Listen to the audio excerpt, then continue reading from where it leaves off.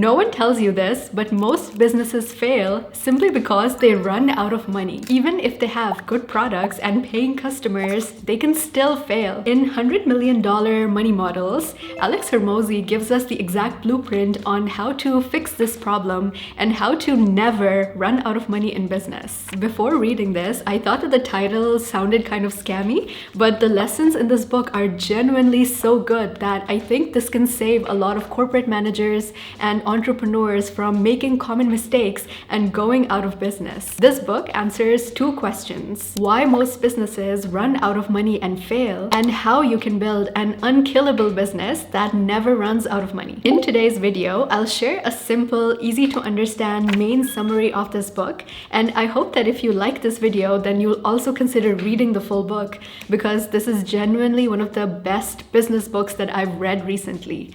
Let's get started.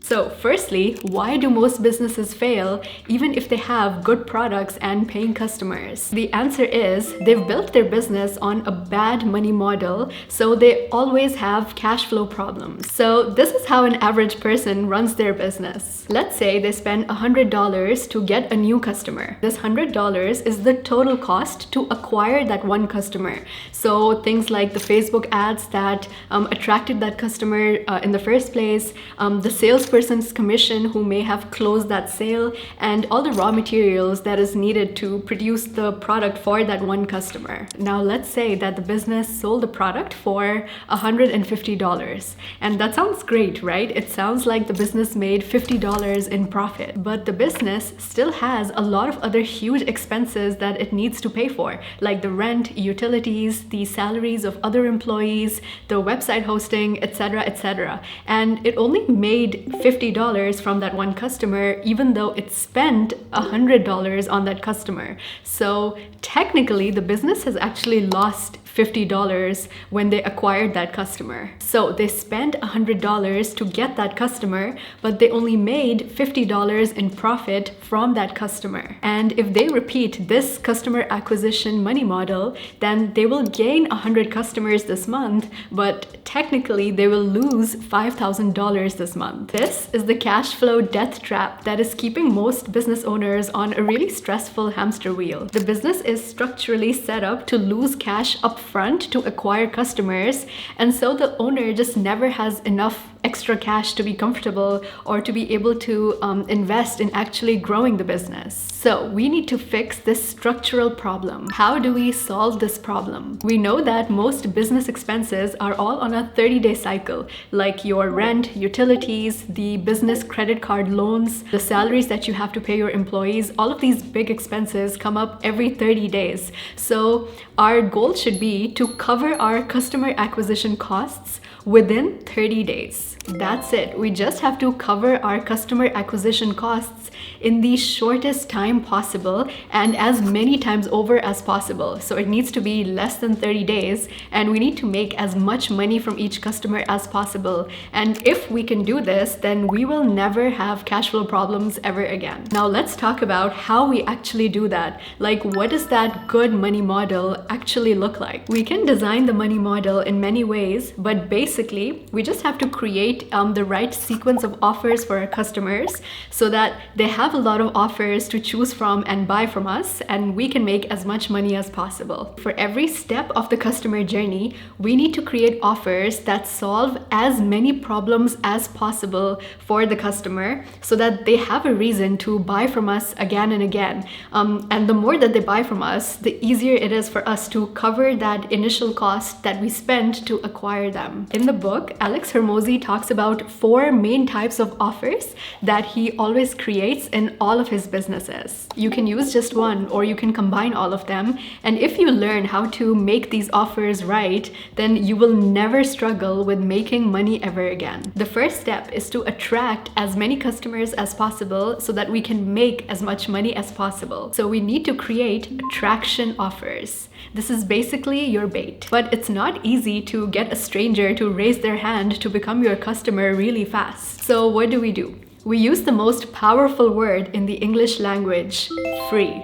People don't know if your stuff is any good or if they can trust you yet. So a discount or an offer just lowers their risk to trying your product. It's like the free samples at Costco. You go in for the free or the cheap items, but then you walk out with $300 worth of groceries and a whole new membership. And those are the things that they actually make their profit on. When it comes to discounts, you're basically on a scale. You can offer 0% off, which is the full price, or you can go all the way to the other end and offer 100% off, which is giving away an item for free. And where you fall on the either side of the scale is going to determine what kind of demand that you get for your product initially. Alex makes a point about this, that don't shy away from trying out all different kinds of discounts on this slider, because the whole point of an attraction offer is to attract as many people as possible into your business and become a customer of yours. And the more people that become your customers, there's a greater chance that a lot more of them will probably like your product and then also probably want to buy something else from you later down the line. So what can an attraction offer look like? Alex gives us a few that he really likes to use, and you can try around and play around with them and see which one would be the best fit for you and your product and business. The first is win your money back. So you tell the customer that they have to pay for the product in full, but if they complete a certain goal, then they can win all of their money back. Think of a personal trainer. They could create an offer that they have a 6-week weight loss program, and if a person signs up for this program and they actually show up to every single session, then they can get all their money back. In this case, the trainer would get a lot of cash up front because a lot of people would be interested in this offer. Not everyone that signs up is actually going to show up every single day. And then the few people that do show up every single day, you know that they are really committed to their weight loss journey. And if they're willing to stick it out for these 6 weeks and actually be able to win their money back, then they're probably really committed, and they would also probably buy some other weight loss program or like a strength training program later down the line. So it's kind of a win-win, because you either had people signing up that did not complete their goal, and so you just kept the cash, or people did complete the goal, but they made such ideal customers for you that they are very likely to buy other things from you in the future. A little hack here is that when someone completes the goal, instead of getting their money back, maybe they can get the equivalent of that money in store credit instead. So you still got to keep all of that cash up front, and the customer also wins because they won back the same money but in store credit, and then they can use that for other programs or other products. Next is giveaways. You probably see these all the time in stores and on Instagram, where you can sign up for a chance to win something. The smartest way to run this is let people sign up and share their email address, and then also fill out a short questionnaire about anything, about things related to your product or your service, and that's how they participate for the giveaway. So now one person is going to win the giveaway at the end, but then everyone else that you found to be a qualified lead who filled out the questionnaire and also turned out to be a really good fit for your product or your business or your service, send them an email, because you do have their email. Send them an email with a different offer. So maybe they don't win your product for free, but then you can still offer it to them at a heavily discounted price, or you can offer it at a full price but with other bonuses that they can get for free. And because you already know that they're highly qualified leads, there's a very good chance that a lot of them convert and end up buying from you anyway. The third way to attract customers is to create a decoy offer. This is a simple pricing trick. You advertise a free or a super cheap option, and then when customers engage with you, show them that cheap option, but then also show them a much better, much more premium product next to it that probably costs a lot more but also delivers a lot more. And this simple trick of comparison, just having two products side by side, means that maybe a lot of people will actually sign up for the more premium product because they can see that the benefits of this really outweigh the benefits of the cheap or the really free option. So just by having this simple pricing trick, you can actually get a lot of people to buy from you the more premium product. And then even for the customers that don't buy the premium product and go for the cheaper option, you still gained customers and you still gained people that are likely to buy from you again later down the line. Next is buy X, get Y free. This is really great when you want to sell a large volume of something. So for example, instead of having a 50% off every month on some kind of membership or subscription, instead you can put up an offer that is buy 6 months and get 6 months free. So you get a lot more cash upfront, which again helps you solve your cash flow issues. This also plays into consumer psychology. Like for example, you can sell 3 shirts for $10 each on a discount, or you can have an offer which is like someone can buy 1 shirt for $30 and they get 2 free with that. So even though in both these scenarios you sold the same number of t-shirts and they were priced the same, as in the customer paid the same amount of money, the impression in the mind of the customer is so different, because when they're buying 3 $10 t-shirts, they kind of assume that maybe the t-shirt is lower quality, versus when they're buying a $30 t-shirt, they think that they're buying something that's more premium and more expensive, and they're happier because they also got 2 other premium t-shirts that are also probably worth $30 in their mind for free. Finally, you have pay less now or pay more later. If your product is really expensive, then you should use this offer. You tell customers that they can pay for your product at a later time, or they can pay in installments, but then they have to pay a little bit more money, or they can pay for your product, all of it upfront with cash. And they can get either a little bit of a discount this way, or they get some kind of freebies or bonuses if they just pay for it upfront. And just by making this offer and giving people the choice, either way, you end up making more money, because if you got paid upfront, even though the product was discounted, you still just got paid upfront. And then in the other case, even if people chose to pay later and pay a little bit more or pay in installments, it's still good for you because you still got a customer and you still are going to be making that money down the line. So now you can play around with these attraction offers and see which one would be the best fit for you. The offers should be so good that you're able to turn a large number of strangers into customers, and you're also able to get a lot of cash upfront so that you can cover your 30-day expenses in your business. Now that you've turned a lot of strangers into customers, step 2 is to maximize each customer's value so that you can make as much profit as possible from each customer to be able to cover that cost that we spent to acquire them and keep our cash flow healthy. We'll do this by trying to solve as many problems as possible of each customer, and then we're going to create offers called upsell offers. Upsells are great because there's really no limit to how many problems of a customer you can solve. The more problems you solve, the more money you make. But the caveat is that you have to sell the right type of product at the right time and in the right way for an upsell to really work. The most famous upsell of all time is probably, "Do you want fries with that?" by McDonald's. And it works so well because when someone's buying a burger, the fries and a drink are the perfect pair to go along with that, to turn it into a meal. And that's also where McDonald's probably makes a lot of their profit. However, if instead of upselling fries and a drink, they try to upsell a dessert, then that upsell probably wouldn't work. So it's really important that your upsell product works really well with the core offer, whatever that may be. This McDonald's upsell is a classic upsell.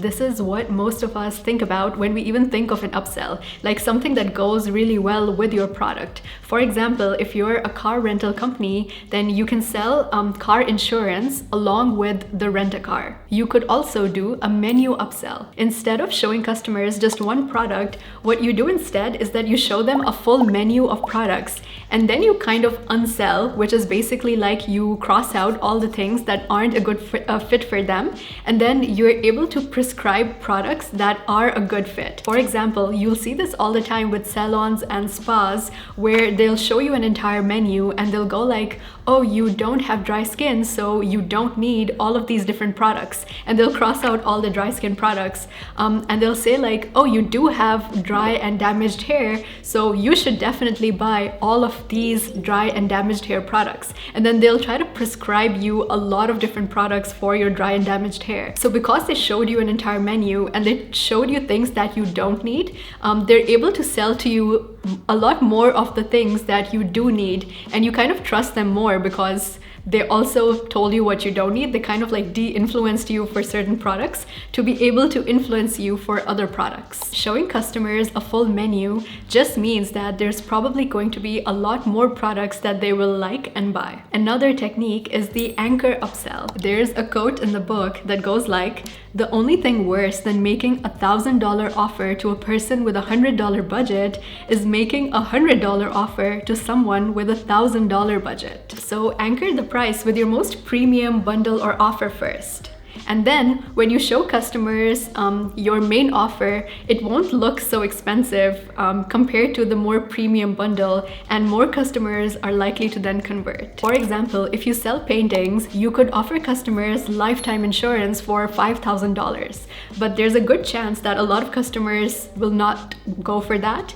And then you can instead offer them 10-year insurance and also complimentary gift wrapping for, let's say, $500 or $700. And then compared to that higher anchor, this sounds like a really great offer and a very reasonable deal, and a lot more customers are likely to then buy. Finally, you could do a rollover upsell. If a customer has bought products from you in the past, you could tell them that you're going to credit that amount back to them and they can use it if they purchase a more premium product down the line. So customers feel like they're not starting out from scratch and that they're getting a bargain by buying from you again. Like, for example, Apple is famous for this with their trade-in program. So if you own an older iPhone, Apple tells you that you can bring that in and you can get some like credits back with Apple, and then you can use that for buying the next more premium model, which is always, of course, priced higher than the previous year.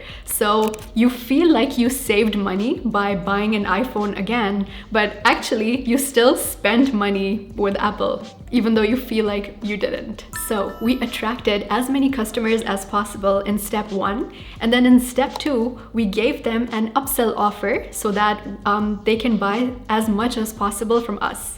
But what happens if customers say no to our upsell offer? Then we give them a downsell offer. Since the customer said no to our upsell, which was probably our most premium or our best product, we know that they either don't want our most premium product, or they can't afford our most premium product yet. So our downsell offer is super easy. We can offer a more basic version of our product in terms of quality, or we can offer them to pay overtime instead of upfront. This way, we still make a sale even if the product value is smaller. The one really important thing with a downsell offer is that we don't offer the same main premium product at a lower price, but instead we offer an alternative product at the lower price. So downselling means offering an alternative product. Don't say that a product is worth $5,000 and then offer it for $500.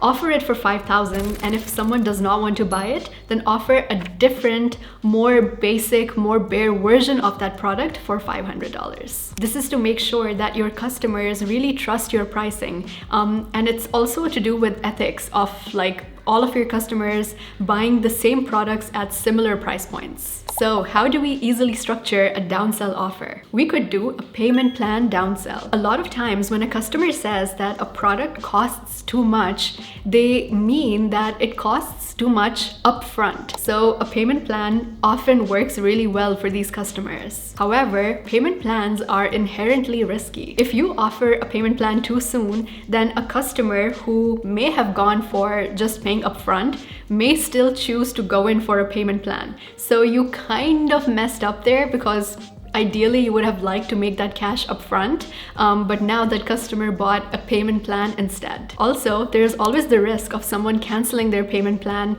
or the check or the payment bouncing, because people change their credit card information all the time. So it's also possible that someone signs up for the payment plan, but then you don't actually get paid, or there's issues in the payment. For this reason, it's always a good idea to get a down payment amount first, and then the rest of the payments are split in a payment plan, and hopefully the down payment that you got upfront was able to cover at least the costs of that product, so that you hedged some of the risk. Also, try to reward your customers for paying upfront and not going for a payment plan. So you can do this by either giving them a discount, or you could give them like special bonuses or special offers or special add-ons if they choose to just pay upfront and not go for a payment plan. A second way to structure a downsell is called trial with penalty. So you get to try my product for free if you do ABC. It's kind of like that gym trainer example again, where you can try my workout classes for free if I'm a gym trainer, but you have to show up every single day. And if you miss a class, then you have to pay for the full 2 weeks. And also, again, the same logic applies. If a customer actually completes whatever the terms were, that means that they're actually a really good fit for you, and they're a great customer, and they're very likely to buy more from you in the future. And if they were not able to complete whatever terms you set, then you get your cash upfront for whatever product or service you were selling. So either way, it's a win-win. The final third type of downsell is feature downsell. This automatically changes the price by changing what customers get. So offering customers products either less quantity, or they're an alternative quality, or they're an older model, or maybe the features and the tech is a little bit older, etc. For example, if your main product comes in leather, then the alternative downsell version of it would probably come in fabric. If it's a tech product, then your main model is probably the newest and the best, and then the downsell version can be maybe a year older, or maybe it can have less features than the main product. You can get really creative with your downsells. Like, for example, you could downsell on time. Like, if someone buys the full version, then they have access to your product 24/7. But if someone buys a more downsell version, I don't know what the word is, then they only get access to your product, let's say on working days from 9 to 5. You could also do speed downsell. So like the main offer, the delivery time can be really fast, and then for the downsell version, the delivery time can be longer. You could do location downsell. So for example, in your full version, maybe your customers can access all of your locations worldwide, but then in the downsell offer, they can only choose one location from where they can buy your products. Okay, now that we've talked about downselling, let's come back to our main money model. So we started with attraction offers, where the goal was to attract as many customers as possible. Then we moved on to upselling, where the strangers that became customers, we tried to upsell them, and we tried to solve as many problems as possible, and we tried to make as much money as possible. Then in that group, whatever customers did not go for our upsell, we tried to sell them a downsell. And we basically give them like a more basic version of the product and try to still retain some value and still make some money from them. Now we're at the final step of our money models with continuity offers. This is all about how to keep customers buying from you so that you keep making money and you are able to keep paying your bills. The essence of continuity offers are, I think, best summed up from this one quote in the book. You can shear a sheep for a lifetime, but you can only skin it once. This is kind of gross, but this analogy is perfect. Make offers that sell recurring things instead of offers that only sell once. You could create a continuity bonus offer. So for example, a classic recurring purchase is a subscription or a membership of some kind. Instead of advertising your 1-year membership, create a really amazing bonus offer that someone gets when they sign up for your membership. and then advertise that bonus instead. Customers are much more likely to sign up for your 1-year membership when you have something really exciting, like a really exciting bonus or some kind of freebie that goes along with it, because then customers feel like they're getting a deal. It's also really helpful if your bonus is a standalone product as well. Like, let's say that it's a nutrition digital course that you sell for $1,000. Customers can buy it as a standalone product for $1,000, or you can create an offer that if they sign up to become, let's say, a VIP member in your fitness course or fitness program, whatever, for at least a year, then they get this nutrition digital course for free as a gift with it. This VIP membership is something that gets renewed every year. So because you offered that other course for free with it, this is now a thing that's going to make you recurring revenue for possibly many years to come. Another classic continuity offer is a continuity discount. So you could offer a free trial of your product, and then if your customers really like using it for 3 months or 6 months, then they have to pay for it. Or if they were already using your product before, when they want to renew that subscription, then they get it at a special price. Here's a special note from the book. It is super important to bill your customers weekly. This blew my mind when I read it. There are 12 months in a year, but a year has 13 4-week cycles. That's an 8.3% difference. I'm gonna read an example from the book. If you offer a product at $100 every 4 weeks versus $100 a month, the same number of people will buy, but you make 8.3% more annually. To put this into perspective, if your business has 20% margins, this skyrockets annual profit by 41%. And the best part is that you didn't do any more work. You just changed a few words. Crazy. Also, Alex says that you should always get 2 forms of payment from every customer. This is because you're going to find that the first payment method is going to get declined after a while from every customer because people move or they change their banking details. So if you have a second card on record, it's really going to help you down the line. So the way to do this is to charge a 3% processing fees. Tell your customers that if they provide backup payment details, then you're going to waive this 3% processing fees, because the whole point of the processing fees is that it takes a lot of effort to see that which payments are getting declined and then reach out to those customers and try to get new banking information, etc., etc. So if they give you 2 payment details upfront, then they don't have to pay the 3% fees.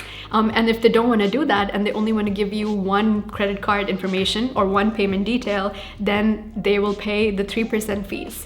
So either case, it's kind of a win-win for you, because if you have to do that extra work in trying to track down customers and get backup details, then at least you made a little bit more money with that 3% fees. And in the other cases, if customers gave you their backup payment details, then you're good and you're not going to have issues later down the line. Our final continuity offer is a waived fee. This is like a one-time fees that you charge your customers if they want to become a member or a subscriber month to month. But then if they sign up upfront for a longer period of time, you just waive that fees basically. So now you know the 4 ingredients of a good money model. If this was interesting, then I highly recommend that you actually read the book, because there are just so many case studies and stories and examples that I couldn't cover in this video, but that you will definitely like to read. With these core ingredients, you can now make your own money model. Start with an attraction offer. The goal is to turn as many strangers into customers as possible. Figure out what your best attraction offer is and start advertising it. Like, start making content about it and start putting up ads for it on Google. Then make an upsell offer. The goal here is to make as much profit as possible within 30 days. You're trying to cover your costs for acquiring customers and make as much money as possible. Then make a downsell offer. This is for all the customers who said no to your upsell. It's your chance to still make some money by selling products that are of lower value, or putting customers on payment plans. Finally, make continuity offers. This is for all the customers who are in your business and have purchased either an upsell or a downsell. Give them compelling reasons to keep buying from you again and again. Don't try to implement all of these offers at the same time. Alex recommends that you should try one at a time. So figure out where in your business you really need an offer, like where in the customer journey an offer is missing right now. Start with that, experiment, start small, make sure that it works, and then implement the others one by one. That's all I have for you in this video. If you liked this video, then we probably have the same taste in books, and I highly recommend you check out this other video I made about all of my favorite books for brand managers and marketers. Chances are that you will probably like that too. Thank you so much for watching, and I'll see you in my next video.